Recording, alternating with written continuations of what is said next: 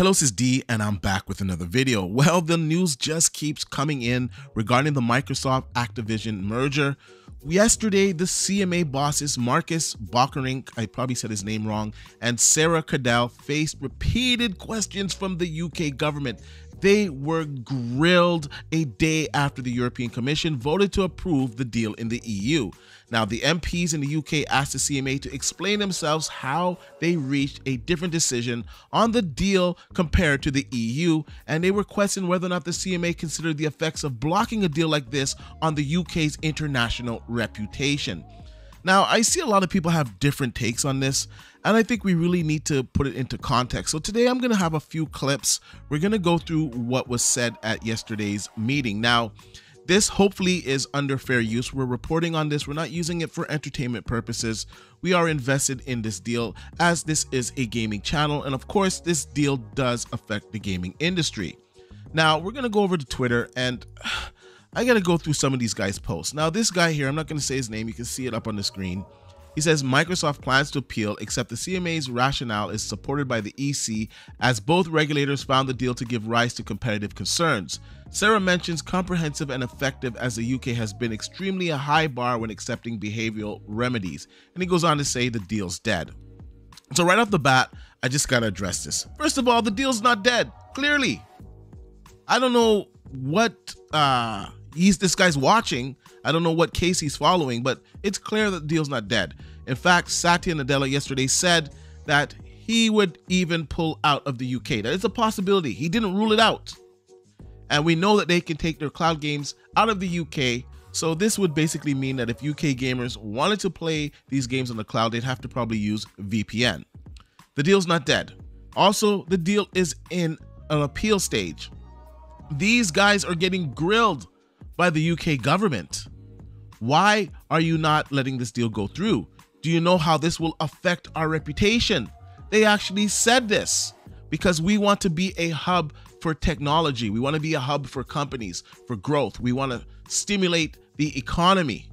They're not happy with the CMA. There's new rules going into place for the CMA to abide by. So the way this works is that right now, CAT has it. They're doing the appeal. But I feel there's going to be things found in this appeal that are going to benefit Microsoft. And I think it's going to force the CMA's hand. First of all, they didn't look at all the metrics correctly.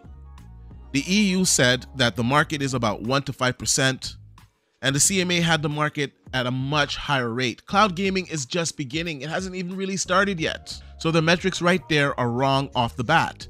They included Xbox Live members, Game Pass members that do not use the cloud in their statistics.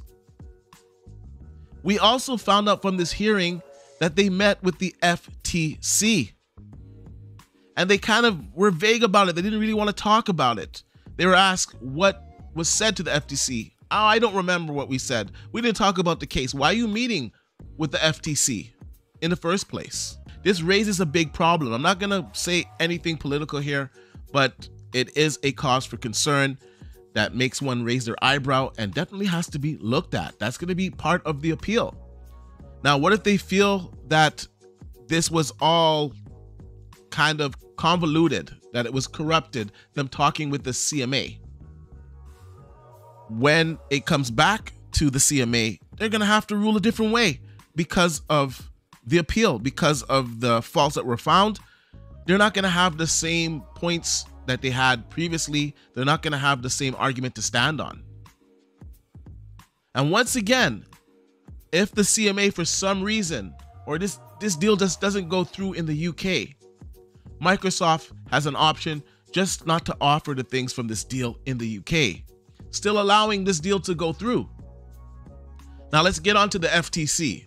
A lot of people are like, oh, the FTC has blocked the deal too, so they're screwed. The FTC hasn't blocked the deal.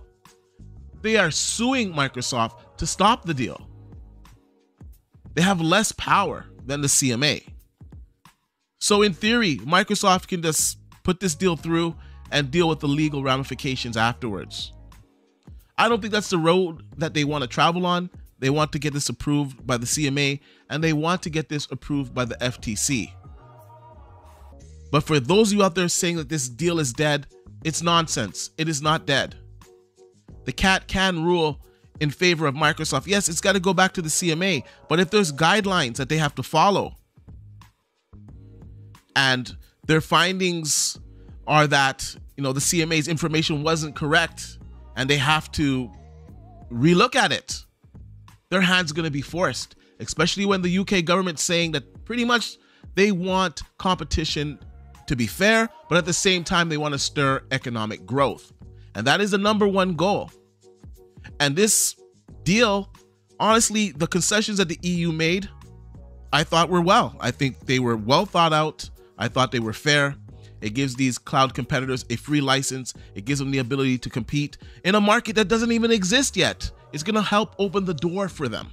So we're going to get right into the actual meeting. Now, we're not going to watch the entire thing. It does run over an hour like usual. I'll leave a link in the description down below so you guys can watch it in its entirety. Transaction that the CMA is seeking to block from happening. Could you just give us a quick summary about where we are at this stage with that deal and your reasons for that intervention? Sure, so I'll kick off. I'll give a quick summary as you say, but obviously feel free to ask for further detail. So maybe just a quick recap of the substance of our decision. As you will be familiar, our merger control decisions are taken by our independent panel groups, and the group reached the decision back at the end of April to prohibit the transaction. And the reason for that was that they identified a problem in the cloud gaming market. Now, this is a rapidly emerging part of the market, and it's a market where Microsoft has a leading position as things stand across its position in relation to cloud infrastructure more broadly, as well as Xbox and Windows. So we were concerned about the ability for Microsoft to take that position and combine it with a very strong position that Activision has in terms of its very significant portfolio of games. Now, the group considered the deal very, very carefully, and they concluded that this would lead to a lessening of competition, effectively because it would prevent other cloud gaming providers from being able to compete effectively as that market goes forward. Now, as I'm sure members of the committee will be aware, the group very carefully considered. Okay, I got to stop it right there. How would this prevent other cloud competitors from competing? The market doesn't exist. It would open the door for them to compete. They are getting free licenses according to the EU's concessions. Many of these cloud providers have already signed deals with Microsoft. NVIDIA is happy to do it. Nintendo is happy to do it. All these other cloud companies are happy to do it. They are competitors. It just makes no sense. A proposed remedy that was tabled by Microsoft, went through several iterations of that, and ultimately concluded that that remedy would not be effective to resolve the competition concerns. Now, a reminder maybe of the UK position is that when we identify that a merger will result in a substantial lessening of competition, the legislation requires us to consider whether any proposed remedy will be comprehensive and effective in resolving those concerns. The group considered this very carefully and concluded that it would not. And essentially the reason for that is that the remedy involved Microsoft offering a licensing deal which would have effectively set the terms of trade for the market for the next 10 years, set the terms on which other cloud gaming providers will be able to get access to those games. And the group considered that that was not an effective remedy. And remembering that this is a really important evolving market which we want to keep open to free competition. We want to make sure that competition is able to evolve in that market unencumbered by regulatory constraints, actually. So that was the essence of the reason to reject the remedy. What that means is that the CMA has decided that the deal needs to be prohibited. You will have seen, I'm sure, the announcement from the European Commission yesterday. Now, the Commission also agreed that the deal would give rise to competition concerns. There's no difference between the CMA and the European Commission there. The Commission has, however, concluded that they consider it appropriate to accept the remedy. They have their own test to apply, and they've reached their own view, and obviously they're fully entitled to reach that view. But we remain of the view, from a UK perspective, that it was not appropriate to accept that remedy. The final thing I would add. So, my goodness, the numbers are wrong. The CMA's number is a lot higher of cloud users than what the EU found. So no, they're not on the same page. The EU found that the market is 1 to 5%. The CMA had it at a much higher amount. I can't remember the exact number, but it was a lot higher. And the EU found that, you know what, if we allow these other cloud providers to have a free license, this is going to be fair for competition. She just mentioned that Microsoft would set the terms that these companies would have to get their games at. What terms? They can get the license for free. The users always had to own the game. So that part is just flawed. I just got to be honest. Just in terms of where we are across global jurisdictions, is that the deal is also subject to review in the US. The US Federal Trade Commission is suing to block the deal in the US. It's a litigation approach in the US. So the current position, in summary, is that the CMA has concluded that the deal should be prevented. The US DOJ is also suing to block the deal. The European Commission has indicated that it will accept the remedy that's been tabled. Thank you. Could you flesh out a little for me why the European Commission felt differently about the remedy? What is the substance of the disagreement between the Competition and Markets Authority and DG Comp? So we don't have the detail of the Commission's reasoning. So what I can give you is the rationale for why the CMA concluded that it was not appropriate to accept that remedy. And as I say, we looked very, very carefully at this. The process that we have involves a specific hearing on remedies, the opportunity for the parties to put in several rounds of remedy proposals. So it was a long and careful process. What the group are considering there is, will a remedy give the group confidence that this market will be able to continue with the competitive dynamics that you would have had in the absence of the merger. Now, this is a market which is in early gestation, where we want competition to flourish. We want all parties, big and small, in that market to be able to access the market. And there was a real concern on the part of the group that if you accept the proposal that was tabled by Microsoft, it would constrain the way that the market would evolve going forward. It would not replicate the conditions of full and free competition that we would see in the absence of the merger. How? You're allowing your competitors free access to your games. You're giving them a free license. You're not charging them. Free. Free. How would this hamper competition? These companies are getting a free license. It doesn't get any better than that. Makes absolutely no sense.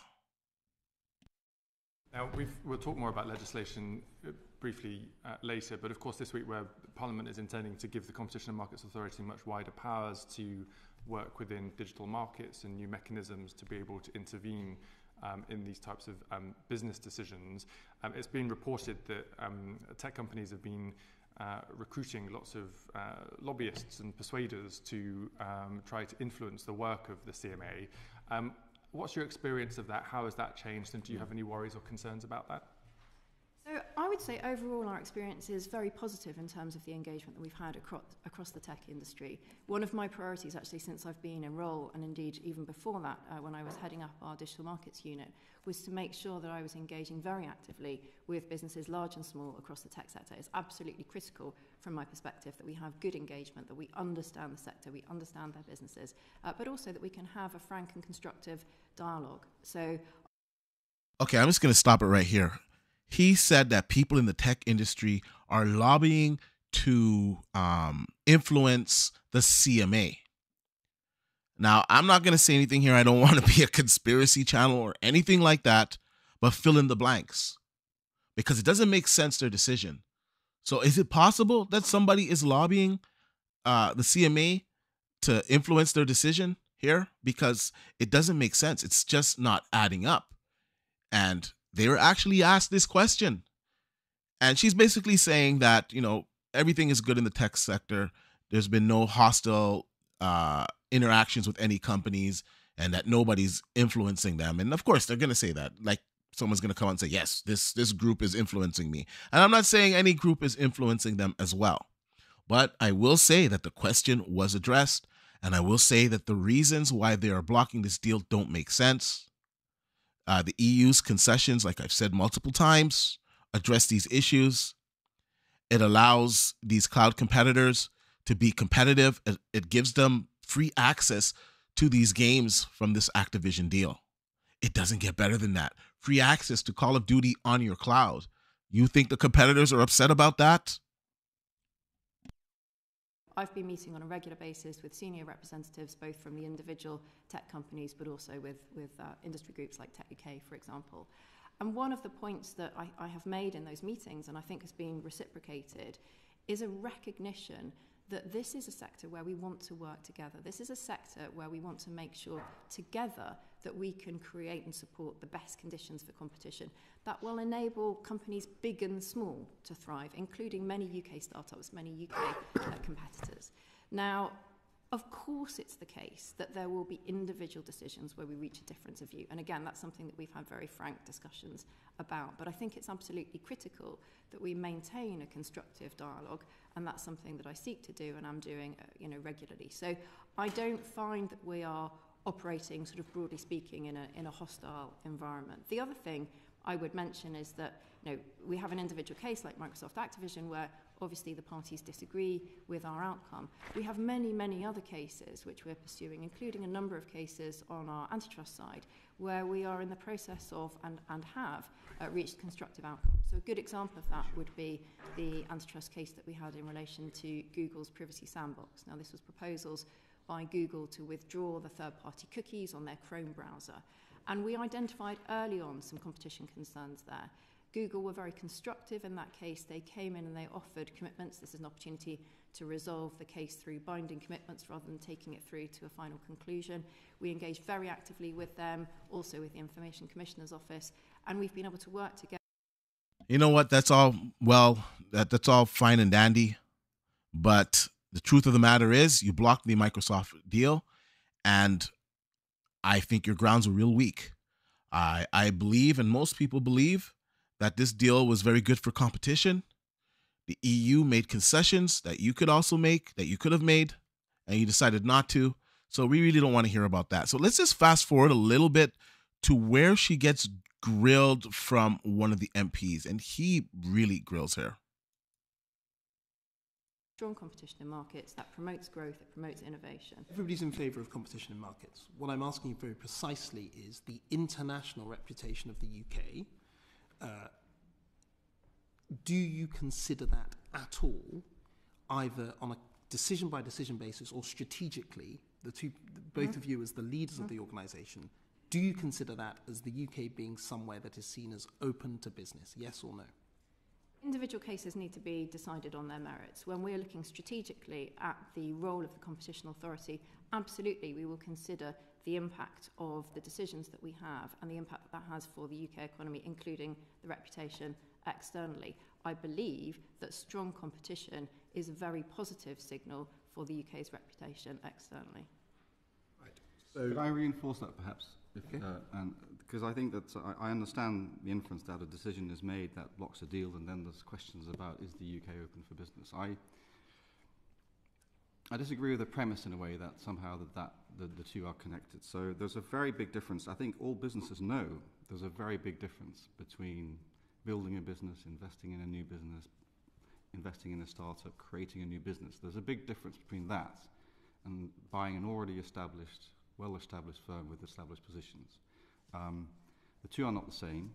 I think the UK has always encouraged, and it's the CMA's duty to support and encourage open competitive markets. And so all our decisions absolutely are about encouraging and promoting open competitive markets where innovations can flow freely. We are vigilant, as it is our duty to be vigilant, about investments that consolidate and entrench market power. I think I would challenge the premise that there is an impact on international confidence in the doing business in the UK, that the best way that confidence is served is by turning a blind eye to anti-competitive mergers. As you know, I've worked with businesses. But that assumes that your decision is correct. I mean, what is interesting, as the chair has already said, is that the European Union has taken a different decision, and it is not necessarily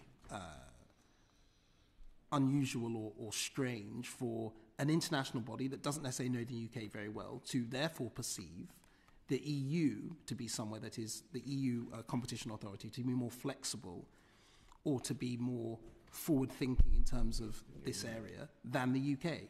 Do you worry about that perception? That is an excellent question. And you can tell government is not happy about this. Other companies, other big businesses are saying, you know what, maybe we shouldn't take our business to the UK. Maybe the EU is friendlier for business. It doesn't look good for the UK. The UK needs to stimulate their economy. That's the bottom line. And the reasons why they blocked this deal are weak. The EU had similar concerns. They found that, cloud gaming wasn't as prevalent as the CMA did. And they made concessions to allow competition to thrive, which is what the CMA should have done. I'm not saying they don't have legitimate issues or they didn't have legitimate issues, but they were easily resolved. So something more is going on here. I got to be honest with you guys, because, the biggest proponent of this deal has always been Sony. And Sony is very powerful in Europe. They have a lot of market share in Europe. And Microsoft, with their Activision merger, implementing it with their cloud, implementing it with Game Pass, is definitely going to dig into some of Sony's market share. I'm not saying that Microsoft's going to topple Sony. Sony is a juggernaut. But it's definitely going to cut away at some of their market share. Definitely. Anyways, let's hear her response.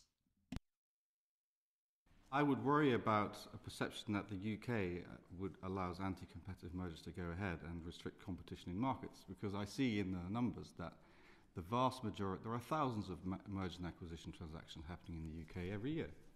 A certain number of those hit the CMA, and the ones that ultimately get blocked are a handful. And the reason they get blocked is only in a situation where the CMAs and the independent panel believe there is a real and credible risk of harm to people or to businesses through anti-competitive situations. And so the business environment and the business investment landscape is influenced by many factors, but the ability to compete and the knowledge that you can compete unconstrained has always, in my conversations and in my experience and in the experience of many studies, been a core driver. Okay, just on sort of the international aspect of this, to what extent, and this is a question probably for Ms. Cardell, but to what extent does the CMA discuss and coordinate with authorities considering the same mergers in other jurisdictions? So, for example, did you interact with the FTC in the US and the European Commission in the stages of examining this case? And what weight do you put on those discussions? So I'll maybe take the answer generally and then come to the specifics. So the starting point, I should emphasise, is that we are very mindful that we are looking, post-Brexit, we are looking at a significantly larger number of global transactions than we would have done previously. And that means as a merger control authority, we are likely to be looking at deals alongside other authorities, such as the European Commission and the US authorities. So when we're looking at those deals, of course we are highly mindful of the fact that we want to ensure continuity and a sort of integrity of analysis to the extent possible. Alongside that, our responsibility at the end of the day is to look at the impact for the UK. So we're balancing those two aspects. To answer your question then in terms of specifics and engagement, the extent to which we engage with other authorities on individual cases will depend on whether there are waivers in place from the merging parties that enable us to have specific conversations in relation to the deal.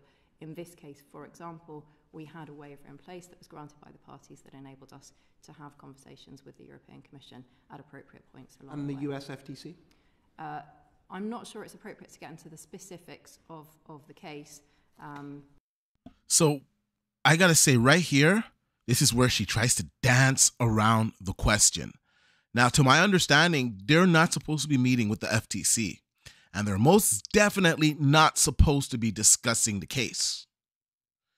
Now, she does go on to confirm that they met with the FTC, and she's kind of like, oh, I don't remember what we talked about, whatever.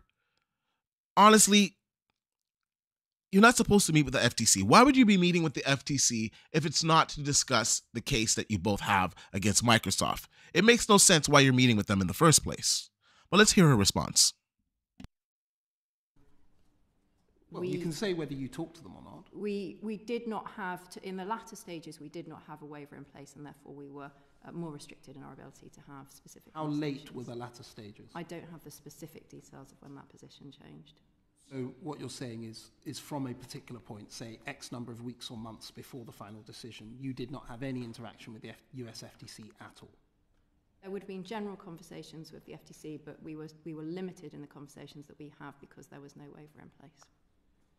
It's been made I've been made aware that there is a perception in certain competition circles that the nature of the burden of proof that the CMA has to discharge, i.e. a comparatively low burden of proof compared to, for example, in the US where they have to sue. It's a litigation system whereby, as you explained at the beginning, in a court-based process, means that the CMA effectively can operate on a future likelihood of harm, whereas in the United States, in a court-based process, they have to demonstrate evidence of harm. Is that your understanding of it, as somebody who knows much more about competition law than I do, and therefore there is a feeling that perhaps if there has been discussions and cooperations with the FTC, it may be useful for the FTC, for the CMA to block something that they may not be able to do in their own jurisdiction? The first point I would like to clarify is that the CMA will take its decisions based on our assessment of a merger, and we are absolutely not, and I would clarify this because I think there's been some speculation on this, for example, in the press, we are absolutely not doing the bidding of other agencies. We undertake our own analysis, and as I mentioned before, we have our independent panel groups who are responsible for those decisions and take those responsibilities incredibly seriously. So right there, she addressed it, because there's been a lot of talk that, the FTC and the CMA, they got together and, they're trying to kill this deal and they're working on each other's behalfs. And she actually addressed it. So it's a true concern. There's a lot of people that you see on Twitter and they're putting out these things. And you're like, oh, it's conspiracy. Well, when it's being brought up at a hearing, you know that it's a serious accusation. The forward-looking nature of merger control assessment is common to all jurisdictions. It's inherent in the nature of a merger control assessment that you are looking at what is the impact of the merger.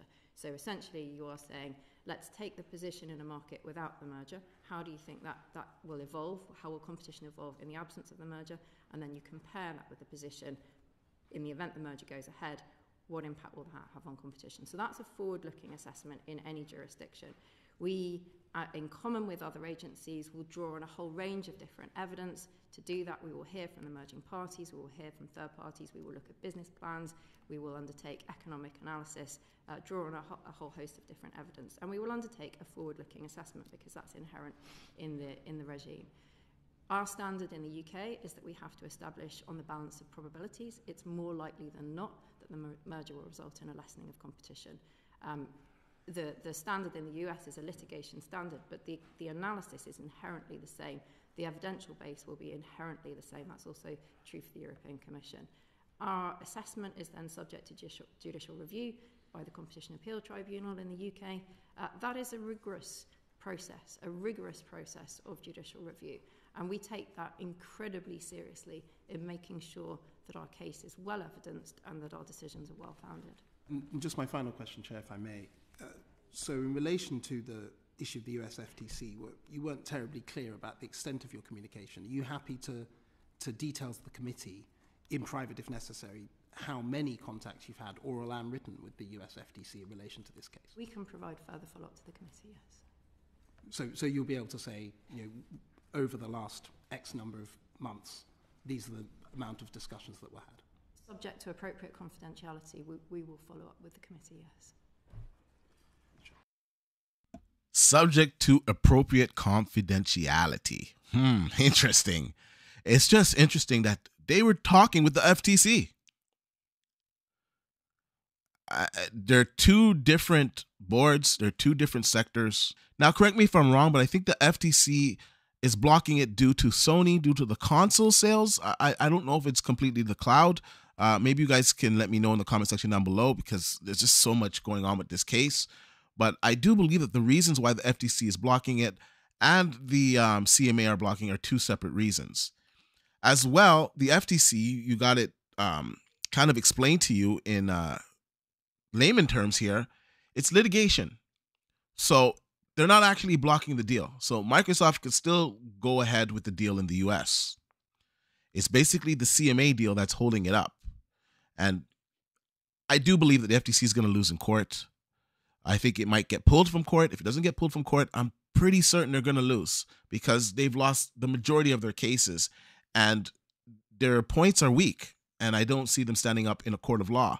And Congress is investigating it. They're investigating Sony blocking Microsoft on certain contracts. We all know about the Square Enix contract, where they had the game exclusively for 6 months, and then Square Enix could do what they want with the game afterwards, except they couldn't work with Microsoft.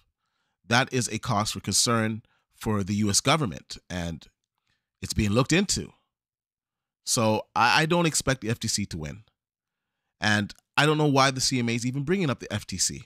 I don't know why they're bringing out the EU. You're your own, you're representing your people. It's got nothing to do with them. Say, oh yeah, but these guys, they're blocking them too. So like what? No, there are different reasons. There are different divisions, different concerns, and they're being addressed in a different way. Worry about your region and your people and your economy. All right, let's see what she says. Thank you very much. I mean, this debate is, I suppose, both obvious and anticipated in that, we, as much as you and the government and everyone else, has to try to balance industrial policy and competition policy. And there, of course, is a concern that if you have some of the most well-financed global multinationals that often are the organizations that buy startups and scale-ups in the UK, we know we have a problem with scale-up finance in the UK, and they often have to sell out to quite often American owners in order to get the capital they need, that these kind of symbolic cases might deter that or persuade people to start up their businesses elsewhere. So that's pretty much it. They go on to discuss how they're going to combat AI and other various things. That's pretty much it on the Microsoft issue. And I got to say, the MPs, they are not happy. They're not happy with the image that this is giving the UK, that they're not open for business. They're going to have to submit what they discussed with the FTC when they met with the FTC. Is this going to affect the appeal? What if they found some of the discussions they had were not legal? Does this get thrown out? There's so many factors here at play. And for people to say this deal is dead, they're just ill-informed. If the EU blocked it, yes, the deal would have been dead. It would have been too much for Microsoft to overcome. The deal is not dead. I hope that it gets passed through the UK. Let's see the recommendations that come down from the appeal. There's new laws going into effect or new rules for the CMA to abide by. Let's see if these come into play. I don't like the stance of the CMA, and they're standing strong on it. And I feel the appeal, they're probably going to be told otherwise. Maybe a shuffle comes with this ruling. Maybe they get rid of these guys at the CMA and they put in some other people into power. That's just speculation on my point. I don't know the reality of that. This is just me speaking on the situation. And then, of course, we have the option of Microsoft removing their Activision products from this merger out of the UK. Also, them moving some of their businesses out of the UK. That's not going to be good for the economy. That's not going to be good for the UK that wants to entice businesses to come there. It's not a good sign for business growth in the UK. It wouldn't be good for the cloud in the UK. It's going to force gamers to get a VPN because they're going to find a way around it. It's not going to stop Microsoft from selling their Activision games in the UK but it would stop them from enabling them in Game Pass and via the cloud. They wouldn't be able to do it if they, pulled out of the UK. So it is an option. The deal is not dead. Let's see what happens with the appeal. Let's see what happens with the FTC. I think the major stumbling block right now is the CMA, and we need to get past that. And I know Microsoft wants to get this deal done, and they want it approved in the CMA. So it's not a situation where they're like, yeah, let's just pull out, forget these guys. They want to get it done. And I do believe they'll get it done. I believe some concessions will be made because the CMA's ruling is just plain out wrong. And all of you fanboys out there that are saying, oh my gosh, this is going to fail. Give it up. It's over. It's not over. It's not going to fail. Hopefully. And the reason why you guys want it to fail is just ridiculous. It's on some fanboy stuff because it's Xbox and Xbox sucks. Why do you, I saw another argument. Why do you Xbox want it? You guys are going to get the games anyways. Because of the Game Pass service. We're paying for a subscription service. I would rather have the game in my subscription service that I'm paying for yearly than have to pay for the game individually. Many of you Sony guys went out and got Major League Baseball this year. You had to pay for it on the Sony platform. Meanwhile, on Game Pass, I got the game for free. Not really free because I paid for Game Pass, obviously, but I got it in my subscription service. I didn't have to go out and spend $70 US on the game. So how's that not good for me? How does that not benefit me? So obviously, I want this deal to go through. So you can see my reasoning is sound. Your reasoning is not sound. It's spiteful. It's ridiculous. And I think fanboys on all sides suck because they're not objective.